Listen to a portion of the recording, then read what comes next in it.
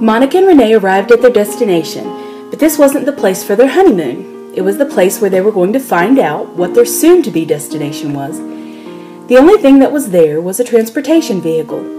This vehicle looked different, like one of those vehicles from science fiction shows in the old world. Now they understood. The note they got simply said, "Tent." They thought it meant they were going on a camping trip. They both loved to camp. However, when they saw this vehicle, they realized that the name Tent was an acronym for Thomas Edison and Nikola Tesla. They had designed a vehicle that they were releasing to the public. This vehicle was their design. As they climbed inside, a voice from the speakers greeted them. It then started driving by itself. Renee and Monica smiled at each other. What more would you expect from those two inventors? It drove them to the beach, and as it went around a bluff, their jaws dropped at what they saw. There was a large yacht tied to a dock, with a large crowd gathered there to see them off. Nikola Tesla and Thomas Edison were also there. "Congratulations, you two," Thomas said with a warm smile. Renee was still amazed at the transformation of his personality since he came to know Jehovah. He and Nikola had become fast friends. "This is quite a boat you designed. How many people fit into it?" Renee asked Nikola Tesla. "Oh, about 75 for a long-duration voyage," Nikola answered. Renee did a quick count and came up with 62 people on the dock. Monica shot him a quick look, one of approval, and they were already in sync with their thoughts. Then Renee made the announcement. "All of you were with us through our special moments. I want you to be with us during this special moment. Let's all those hearing come. Join us in our honeymoon cruise." A huge shout of joy and applause broke out among the audience. They began boarding the ship, ready to set sail for an as yet unknown destination. Renee even managed to convince Thomas and Nikola to take a break from their inventing to join them. The first voyage they took was far north, to where the night was 24 hours long.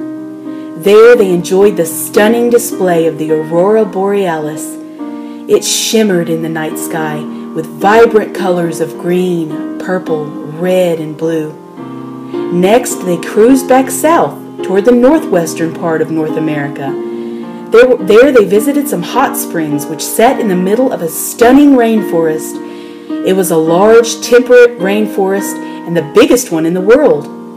Sitting in the hot springs with the cool rain falling down on them was a feeling that they'd never get tired of. They spent a very long time at that location. They traveled the world, visiting many wonderful places and enjoying each other's company. The experience they had as a group will never be forgotten. When they got back, Michelle received a message saying that she was needed at the Old World Experience. "I'm sorry, I couldn't help but overhear you. I wasn't trying to pry." "Old World Experience?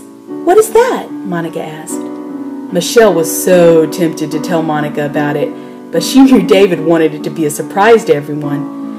"Oh, that's just something we planned for the future. You can't really say anything about it right now. It'd ruin the surprise, you know?"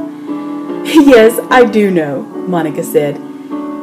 "You know, that was amazing what you did, letting us share that experience. You two are right for each other. No wonder Jehovah saw it that you two were put together.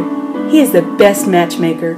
Both of the girls laughed and began talking while they walked back to the transportation vehicle that would take Michelle to her project. "You know, Monica, we've never had a chance to just talk. Not a lot of privacy on the boat, you know. Why don't you and your husband come over to my place? I can see you have an eye for decoration, and I saw a couple of things on our trip I'd like to incorporate in my house. I'd like to have a second expert opinion." "Of course! I'm sure he'd love to also. Plus, I want to hear the Armageddon story that made David cry." "Renee, honey, we're going over to Michelle's house very soon, okay?" Renee gave her the thumbs up. He was deep in discussion with King Nebuchadnezzar. They appeared to be debating something. Nikola Tesla briefly listened in and abruptly walked away smiling. He was overheard telling Thomas and Edison, "They're at it again. I'll never see why these two men take such delight in debating such small detail. Either way it goes, it's going to be incredible." Renee stopped dead in his tracks. Did Nikola Tesla just say my project is going to be incredible?